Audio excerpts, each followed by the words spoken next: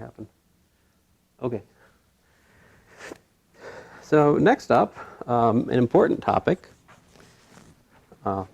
And so the next chapter and story arc in this course, if you will, is on functions. So to start with here, I just need to share with you, sort of a laundry list of definitions, and then we'll start working some problems. I'll try to introduce some examples as we go, obviously, but first of all, just a definition.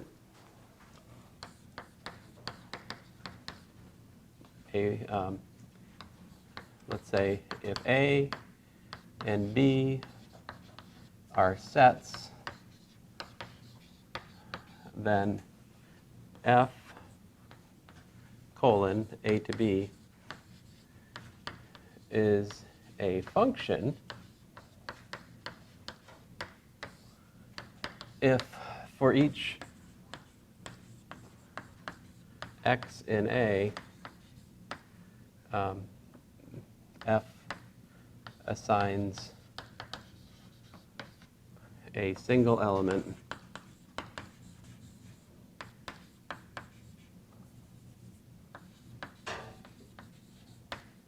f of x in B.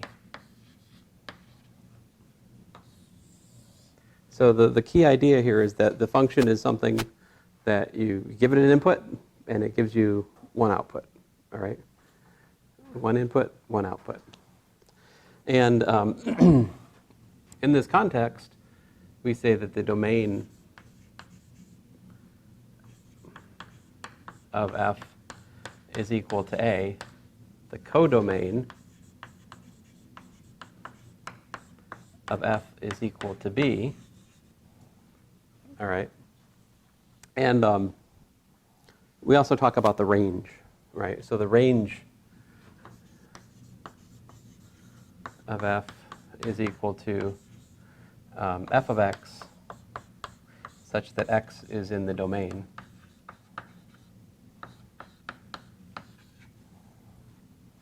So sometimes we, instead of writing domain all the way out, we just say DOM because it gets, just nice to abbreviate. So the domain is the set of possible inputs for the function. The range are the set of outputs which are actually attained. They're actually reached. In contrast, the codomain is kind of like where things could possibly go. So here's a picture that you could think about. This could be the set A. You think about the function as kind of a map. It goes from A over to the other set B. So it takes a point here, x, and it outputs another point over here, f of x, just one point, like that.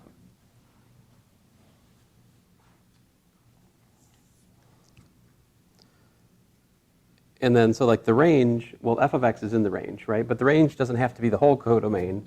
It could be something like this. Like this could be a picture of the range. So generally, the range is a subset of B. It doesn't have to be the whole thing, right? Another way we communicate, like how functions work, other notation I should mention. People also write x maps to f of x is like another notation for how we think about a function. This is red. X maps to f of x, right? And there's at least 4 popular ways to describe a function in this course, typically. So I just gave you the set theoretic definition, which is kind of very abstract, right? Maybe you haven't seen this definition before. But don't be scared of it. It's actually not really nothing much to it. If the function is defined in this kind of way, well, the one thing that's missing from everything I've said so far is actually how that assignment is made, right? We'll see that in specific examples, how the assignment is actually made. There's different ways you could make that assignment. One way is you could just explicitly list how it works. Like, here's an example. call it example 1. So we could look at a function from 1 to 3 to a set containing a dog and a cat. I mean, it can be very silly. A function doesn't just have to act on numbers. It could, it could act on other things. Anything you can make a set of, you could define a function on, or two.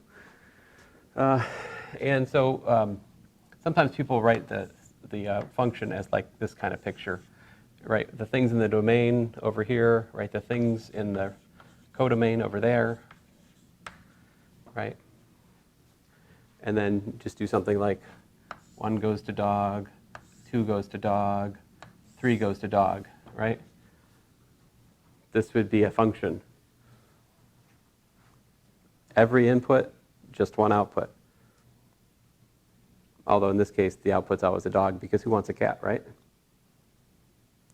Okay, I have at least one follower. Good. Some of you are like, no, cats are also allowed. Fine. But so this would be, the function would be rather silly.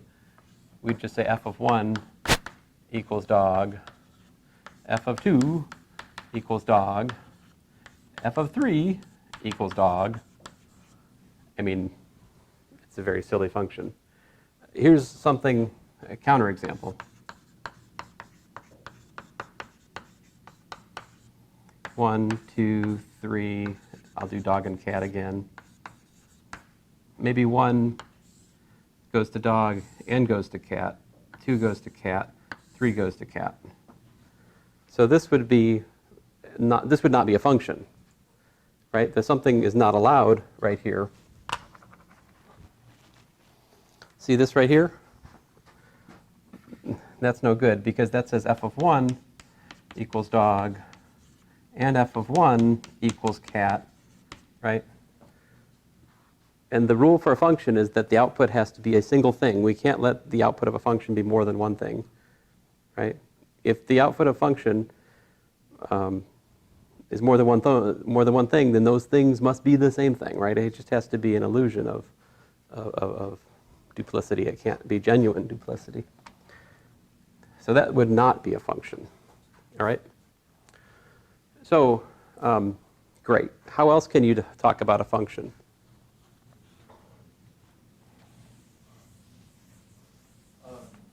Dr. Code, what did you say for that last one? Like, what did you say? Why would it be a function again?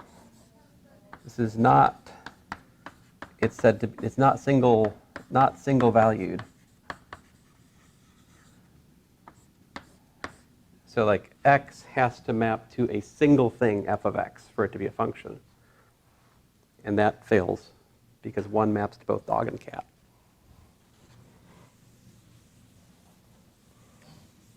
The other way, I mean, there are at least 3 dominant ways to define a function. One other thing I should mention, definition, if A and B are both subsets of the reals, then f from A to B is a function on R, aka also known as a real valued function of a real variable. Real valued function of a real variable.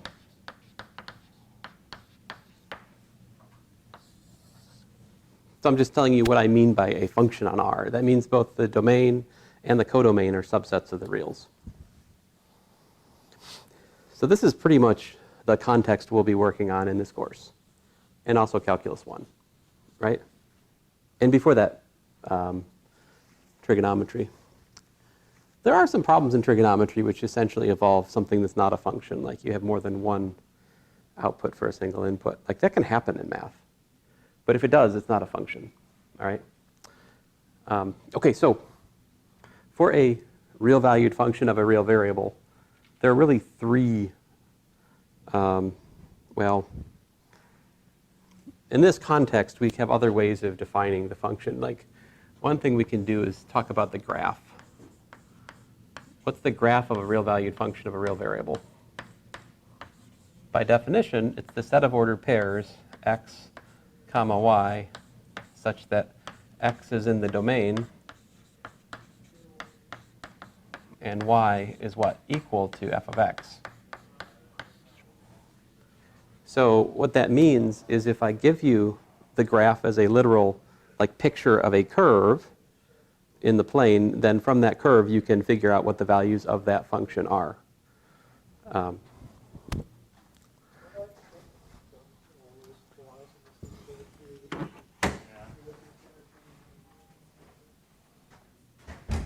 So example 2.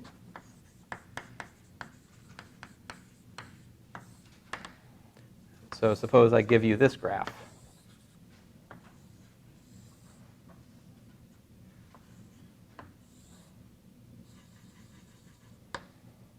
So our convention is open circles mean that the point is not actually on the graph, right?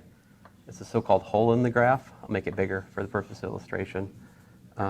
Whereas if the dot's filled in, or if it's just left like this, it's understood that it includes that final point, all right?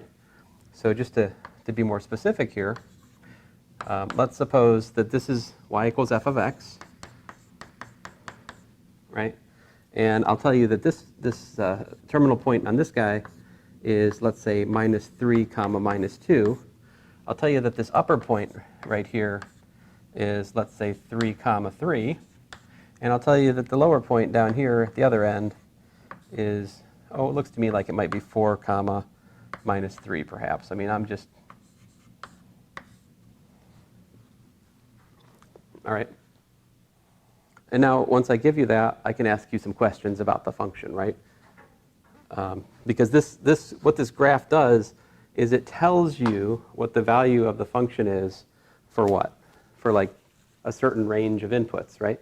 And the custom is when people draw you a graph, you're just to assume that that's it. That's the totality of the existence of the function, right? Past what's pictured, the function's not defined, right? So what's the domain of this function, given that this is the graph? Can you guys tell me? What would the domain be? What would the range be?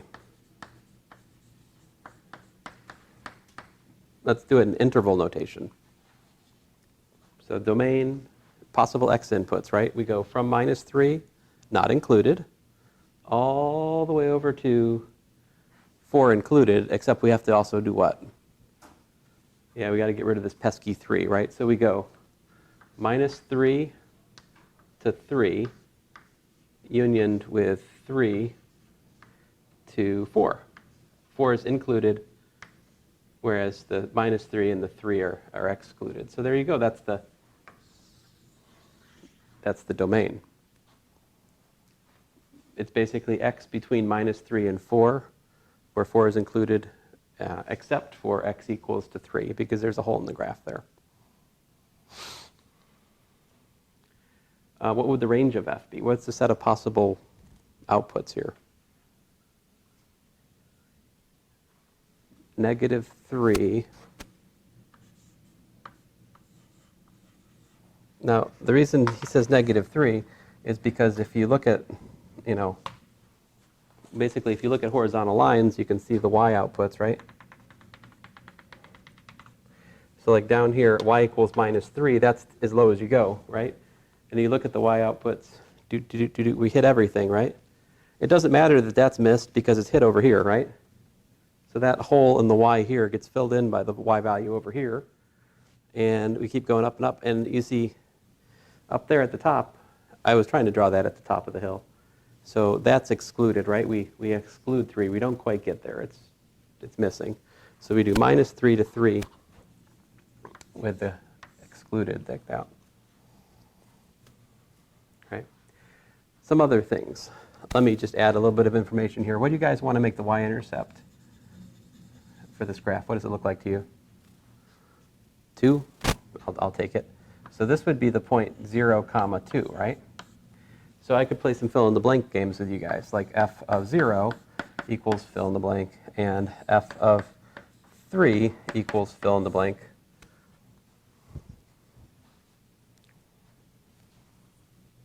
So you guys help me out. What's f of 0 equal to?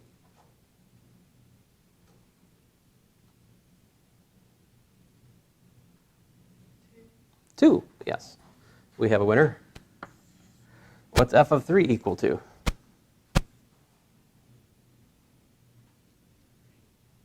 It was a trap. F of 3 is not defined, so we say does not exist.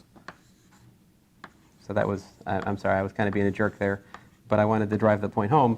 When there's a hole in the graph, that's outside the domain. So if somebody asks you what's the value of the function at the hole in the graph, you should say, no, behave, stop that. Not defined there. Likewise, if you have a function with like a vertical asymptote where there's no value defined at the asymptote, then that's another place you'd have like an undefined, a point outside the domain. All right, so the point of example 2, what I'm trying to get across here is we can define function by a given graph. That's the point of this example 2. My question to you is, if you do that, what's the codomain in this context? Like I said f is a mapping from A to B, right? So we can definitely say for sure f is a mapping from, well, we figured out the domain, right? It's kind of pesky, but here it is, -3 to 3, unioned with 3 to 4 included. And then it's got to go somewhere, fill in the blank. What's the codomain?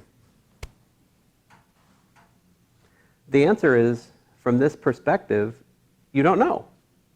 It's ambiguous. You can make it almost whatever you want.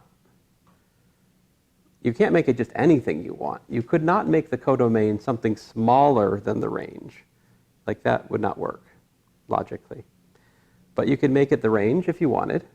You can make the codomain the range. That's a possibility. Or you could just be lazy and just say, the codomain's all reals. What exactly is the codomain? Like, I don't understand your definition. Like, That's it. I mean, it's part of the definition. Like, so what is the codomain? It's up for debate, depending on how. If you define the function by graph, it's really not uniquely defined. Like it's open to interpretation what the codomain is. What I'm saying is the codomain has to fit in the values that the function actually goes to. So I couldn't make the codomain here, like say the closed interval from 0 to 1. That wouldn't work because this has points in the range outside of 0 to 1. Like 0 to 1 would just get us from here to here, right? Like this part and this part and this part and this part. Only these little parts of the graph would be there inside that if I made 0, 1 the codomain. So I can't do that, right? It has to be logically at least as big as the range to make sense. Is there a situation that you wouldn't be able to use all real numbers, or is all of them can Yeah, not in this course. I mean, in this course you could always make the codomain all real numbers. It would be fine. Yeah, that is a safe choice. Now, in the larger world of mathematics, where we talk about functions which are like complex valued or matrix valued or dog or cat valued, then no, right? I mean, is a dog a real number? Is it? I mean, I don't know. I don't think so. As far as I know, there's no way to construct real numbers from dogs. I suppose if you had the right kind of butcher, maybe. I don't know. Seems like I don't know how many of you are like PETA advocates. I have to be careful. I can go further in this line of thinking. But anyway, yes, graph. So this is part of the reason that pre-calculus books sometimes don't talk about codomain is because they don't want to have this conversation with students. But I want to include it in the conversation because it's part of the real definition of function, and I think it's worth a minute of your time. Yeah? Oh, no? Oh, okay. So, whoa, why am I doing that? Now, you're like, this is lovely, but I don't remember functions being described this way before. Like you had some contact with functions in your high school math, right? Or if you had intermediate algebra here, we do talk about functions in there, right? And how often, more often than not, do we describe a function? What's our other way we describe a function? Custom. For, function on the reals. So for a function on the reals, that's just saying that both the domain and the codomain are subsets of the real numbers. Often, in fact, usually, we define function by some formula, right? In other words, f of x equals stuff in x, right? And what's the domain understood to be? If you define the function by a formula, how do you figure out what the domain is? What's the rule? What's our custom in mathematics? We're greedy, right? We make the domain as big as it conceivably can be, such that the formula makes sense, right? That's the rule. So the domain of f is basically x in the reals, such that f of x is a real number, which is just like a fancy way of saying where the formula makes sense. Does it say stuff in X? Stuff in x, yes, it does. Would you? I mean, I could say garbage if you'd prefer. I mean, we could. Okay. Yeah, that's my. I'll try again.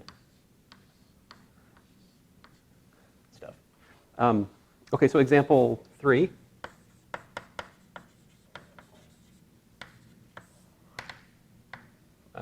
Given f of x equals to 1 over x,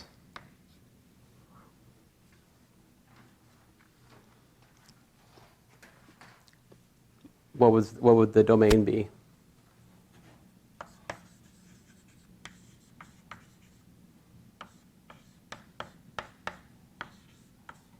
X such that what? What is the one thing that gets this formula into trouble? No, negative numbers are okay. Like 1 over minus 2 is just like minus 0.5, right? Like negative numbers okay. 0. Yeah, 0. So we need x not equal to 0. So that would be the domain of f. Of course, if we want to write it in interval notation, because we just love interval notation so much, we'd write it like that. Minus infinity to 0, union with 0 to infinity, where 0 has been excluded, right? Example 4.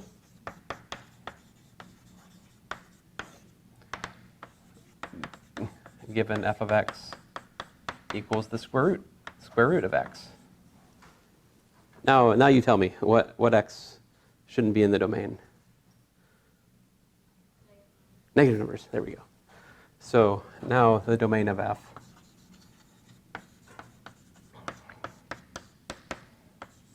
X such that x is greater than or equal to 0, right? In interval notation, that would be 0 to infinity.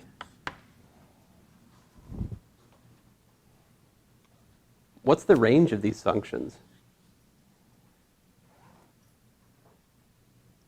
That would take a lot more thinking. We'd actually have to think about what the graph looks like and kind of go from there, right? So like figuring out the range of a function is actually more difficult than the domain. We just have to look at the formula and try to like cipher what's the deal. So you're like, well, why did you start by giving this A and B definition? Like what's the point of all that? Why do we need to do that? Well, let me show you why. Because sometimes the formula is not enough. All right? Like we could have f of x equals to x squared, where 0 is less than or equal to x is less than or equal to 1. Right? So if I just give you the formula, f of x equals to x squared, you'd be tempted to say what? The domain is what? All reals, right? If I just give you the formula f of x equals to x squared, there's no strings attached, right? We can make the domain everything, because we can always square any real number. So we need a way to talk about when those formulas have strings attached, and that's what the domain does. All right? The codomain, the importance of the codomain has more to do with a larger discussion about inverse functions and compositions of functions one with another to get an inverse. And that's for another day. But so here the domain would be what? The domain would just be 0 to 1 in this context. Right. It could be that x has some physical significance that fails to make sense beyond 0 to 1, right? Like maybe it's the percentage of like something, percentage just has to be between 0 and 1. Thinking of it as like 0.1 being 10% and so forth. All right. Any questions? Okay.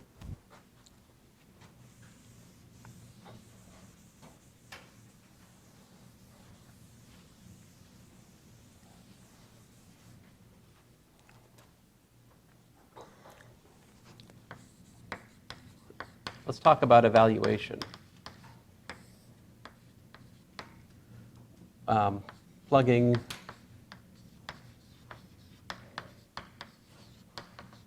in a value or expression into a function is called evaluation. So let's come up with an example. That was example 5. So example 6.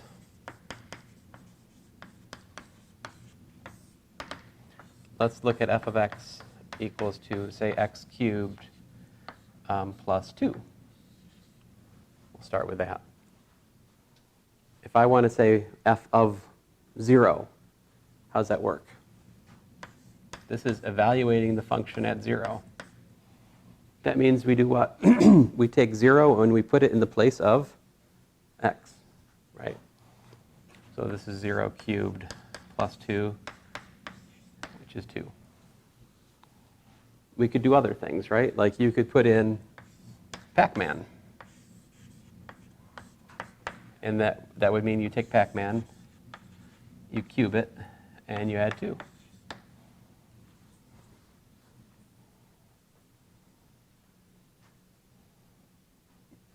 Yeah? Will we ever have a function that's either cubed or squared that we have to square root of? That we have to do what? We have to do square root of?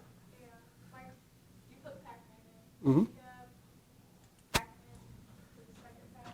Oh, yeah, I mean, yeah, sure, we could do like f of the square root of x plus 3. That happens. So we can plug, this is what I was saying, evaluation is either plugging a number or an expression into a function. So square root of x plus 3 is an expression, right? When we plug it in, we have to do the rule for the function to that expression, which in this case is cubing it, right?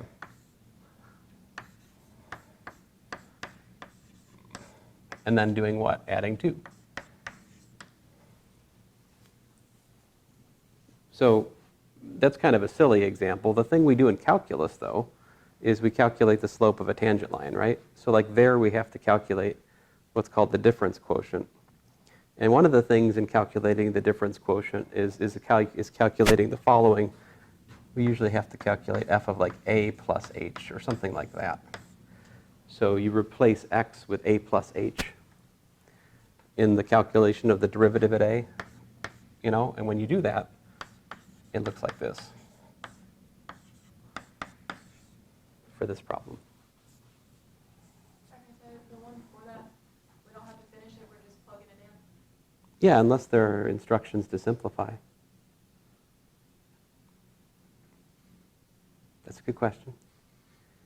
So I think I spent 10 minutes in here talking about like expression versus equation and trying to get you to divorce the idea of factoring a polynomial versus solving a polynomial equation. That happened, right? I wrote one and the other verses in between and talked about it. Just slowly and calmly for like 5 minutes. And some of you categorically ignored me. Or at least it didn't sink in before the test. Now, if you did actually factor completely, I didn't take points off. But if you solved it correctly, but have not at some point factored it completely in your solution, I did take points off. Because like when I say factor completely, I need you to do that. I want you to understand the difference between factoring and solving, right? These are different things. So that's a very good question, because, you know, if you have in your mind that evaluation is paired with the process of simplification, that makes every evaluation problem really, really scary, right? Like if I say something like f of x to the fifth plus x to the fourth plus 1 over x, like that, and you've got it in your mind that you need to simplify the answer, that is truly horrible, you know, because this is... So if in doubt about something like that, just come ask me on the test. I'll probably tell you not to do that. You know, that would be it. That's the end of the road. Now, let's look at an example with simplification. That's a great kind of question.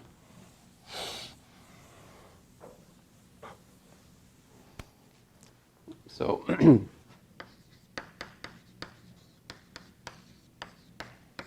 we can have something like f of x equals to 1 over x minus 2. And I could say calculate and simplify f of x plus h minus f of x divided by h. This is called the difference quotient. So this problem has what? It has an evaluation, right?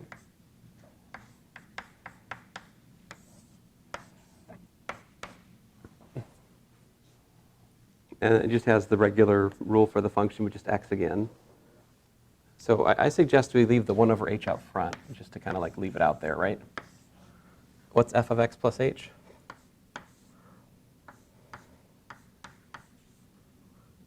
So we plug in x plus h, and then we subtract 2.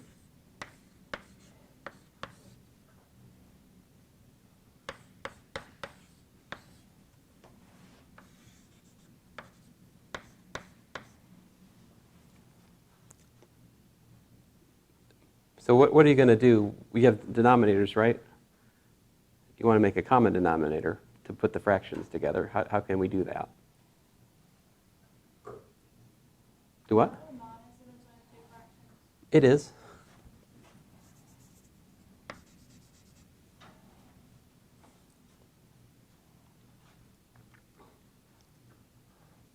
So I think we basically do the cross multiply kind of trick, right? Multiply the first one by the second denominator, multiply the second by the first denominator, and then that makes the denominator the product of the denominators. I see you smile. All right, so I will write it out.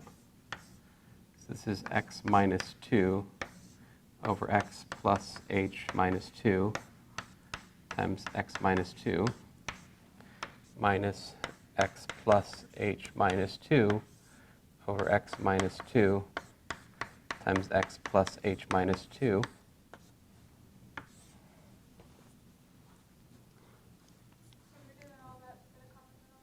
Mm-hmm.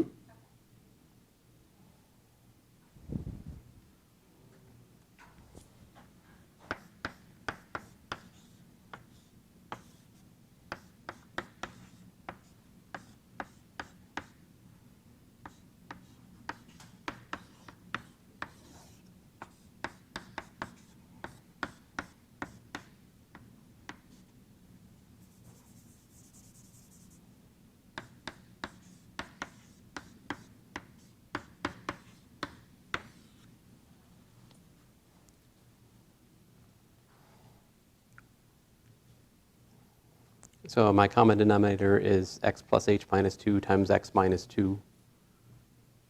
And some pretty cool stuff happens in terms of how things cancel in the numerator here, right? Like that 2 cancels that 2. This x cancels with that x. We're just left with that lonely minus h upstairs, right? And so what we have is minus h over h times, well, I'll write the x minus x plus h minus 2 times x minus 2. Can we simplify this anymore? One more thing we can do, right? We have h upstairs and downstairs. We could cancel those. And that would leave us what?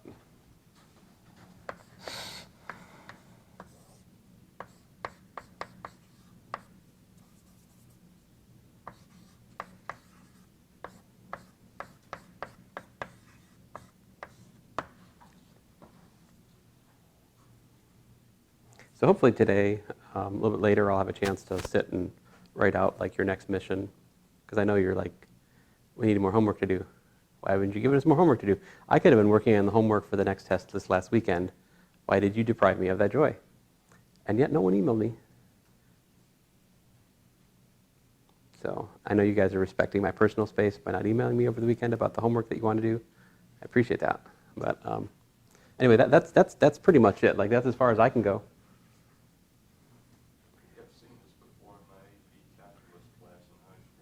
Yes, for those of you who have seen who have had calculus in high school, you have seen this before. This is the so-called difference quotient. We then take the limit as h goes to 0, and this would show that the derivative of 1 over x minus 2 is equal to minus 1 over x minus 2 squared.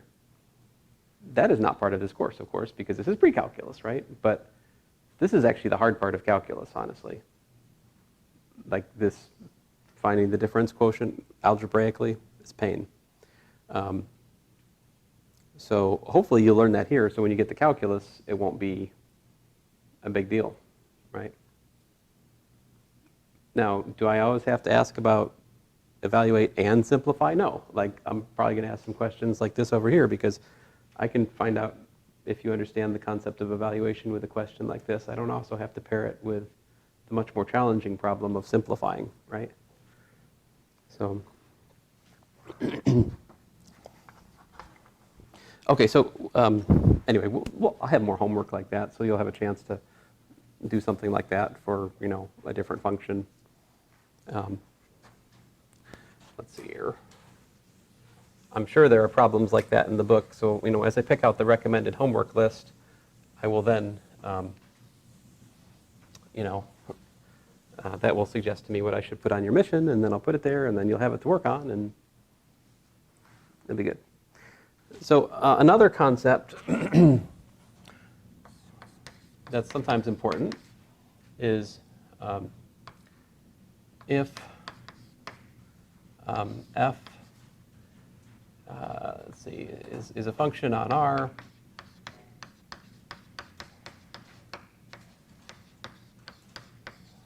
such that whenever x is in the domain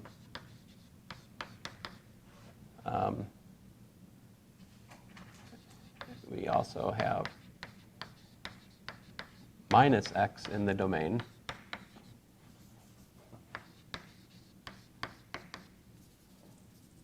All right. And this sentence I just wrote out, if you want to say that like concisely, you can say that the domain of f is symmetric about 0. That means whatever positive number, it's got the corresponding negative, right? It's always paired, like x and minus x are always both in the domain. Then 1, f is even, or I should say f is an even function.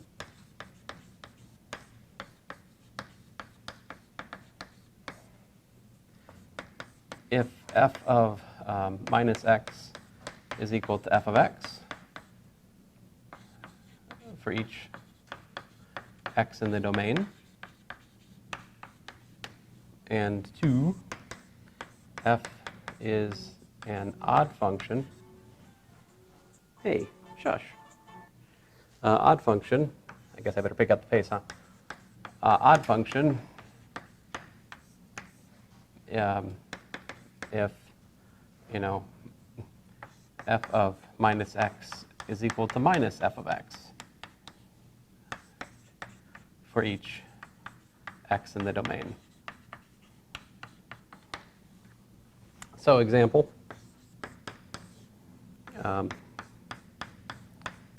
if we have like x squared plus 3, is this an even function? Is this an odd function? Does it make sense to ask the question? Yes, it makes sense to ask the question because the domain is all real numbers, right? So every time we got x, we got minus x. We can ask the question, fine. And how about f of minus x? What is it?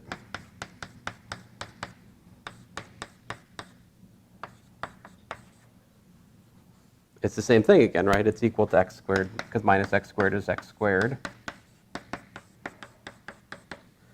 Yes, so this is an example of an even function, right? And when we look at the graph, right, when we look at the graph of an even function, this one like this, right, it's got a y-intercept of 3. We'll talk more about how to graph particular kinds of functions as we go on here. But maybe you know this one already. It's a parabola that opens up, has a y-intercept of 3. The fact that it's even means that there's like this symmetry about the y-axis, right, this kind of mirroring. See, like this point is like x comma, x squared, whereas this point over here is like x comma minus x squared, right? They've got the same y value. In contrast, if we looked at something like f of x equals to 1 over x, the graph of that looks something like this. You see, it doesn't have that same kind of symmetry. It's got some of kind of like reflection through the origin. And indeed, the reciprocal function has the opposite story, right? Like f of minus x, 1 over minus x, which is minus f of x again, right? So like the reciprocal function is an example of an odd function. So odd, even.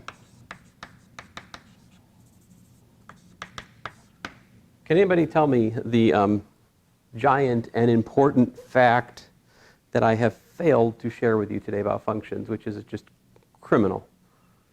I talked to you about functions for, nearly 40 minutes, something like that.